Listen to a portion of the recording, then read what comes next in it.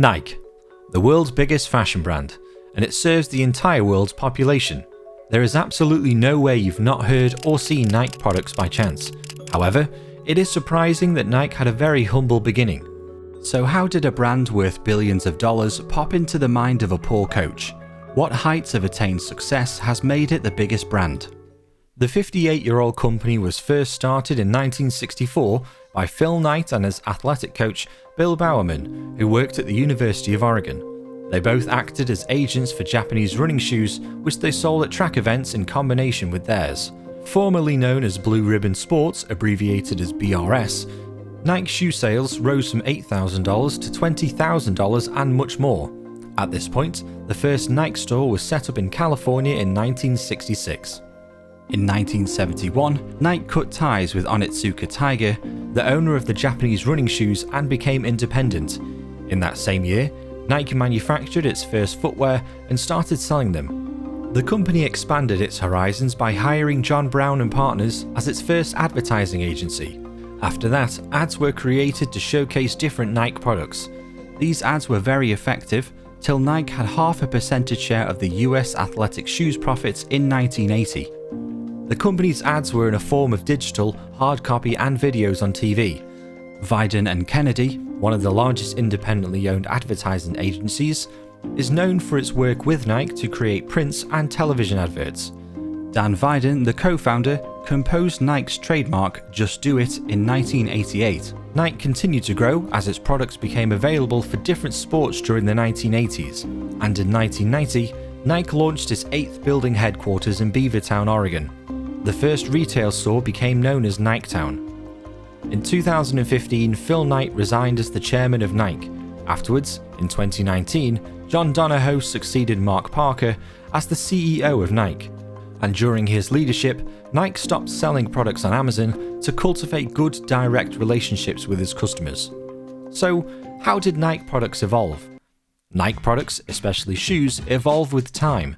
The company is known to be able to match the trends of the modern world, and aside from shoes, Nike has expanded its products into other sports equipment.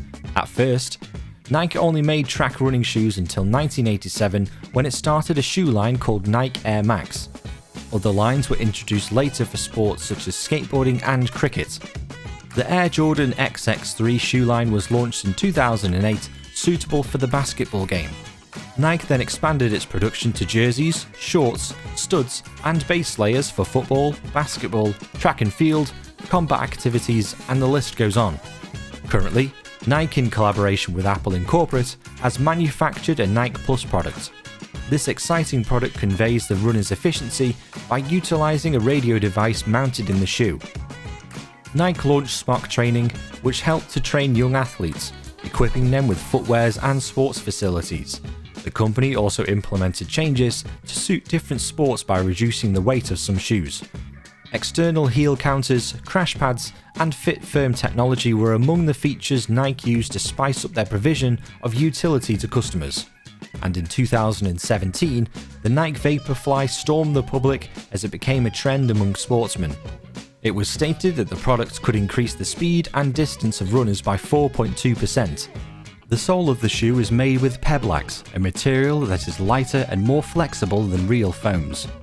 The Nike V-shaped logo played a key role in popularity and patronage. It was incorporated into urban and hip-hop fashion as if it were perceived as being linked to success. And in the 1980s, Nike became a trend among American youths, ranging from shoes to caps and other sports equipment. Nike is also among the few that produces desirable sneakers that young people wish to acquire. And moving up into the 1980s and 2000s, young people began to combine products of Nike with other clothes as casual outfits in Europe and America. This period is when Nike, which was focused on sports, became multi-purpose in use. In the 2010s, there was a Nike basketball socks trend that had gone viral to the extent that it was worn every day by hip-hop fans and youths. Nike uses famous sports historical events, celebrities, abstract design, and digital and printed forms to advertise its products. These marketing strategies were implemented in the Nike Mag of 2015. Nike decided to pay some attention to streetwears by setting up a Nike Lab, and in 2017, Nike started clothing production and designs as well.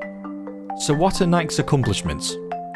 So far, Nike is worth $34.7 billion and has accomplished a lot that deserves accolades over the years. In 2013, Nike's global profit increased to 13% from April to December that year, and future orders of Nike products increased up to $10.4 billion. In 2015, Nike started a 12 billion share buyback. However, in 2020, there was a 5% loss in Nike sales in China. This was more than likely due to the pandemic, which helped the company's online patronage to increase by 36%. Another effective way Nike has used to outmatch its competitors is by using athletes in many different sports to promote its products. This can include sports stars from tennis players, distance runners, and footballers. However, things always haven't gone that well in the public's eyes. In the 1990s, the public complained that Nike's working conditions were not fair enough. Other companies accused them of child labour, and these problems resulted in a series of protests in parts of the United States and Asia. Most of the labour cases were noted in most Asian countries, and Nike claimed to be unaware and promised to bring such actions to an abrupt end. As a result, Nike began to access their factories and ensure that it meets the company's standard of worker treatment. Unfortunately, in 2011, some cases were still recorded concerning inappropriate worker treatment in Nike factories in Asia. Nike was charged with child labour allegations by the public in Pakistan and Cambodia. However, Nike stepped up to defend itself, acknowledging that the company was unaware and will look into such matters. It further explained that due to the poor location of some factories, regular monitoring may be impossible and the child labour situation will not be completely eradicated. In 2001, a BBC documentary sparked reactions as it portrayed 6 girls who worked for 16 hours and 7 days in a Nike factory. In 2017, there were allegations that Nike were among some companies which use offshore accounts to avoid tax. In other words, they were accused of relocating from time to time to avoid these. More to this, Nike began to raise a lot of public reaction when it decided to sign a contract with Colin Kaepernick. This was when he knelt during the US anthem. Many haters backlashed the company, and some went to the extent of burning purchased Nike products or tearing off its logo. Another form of accusation was that in 2020, the World's Athletics released a guide recommending shoes to be used during the Olympics.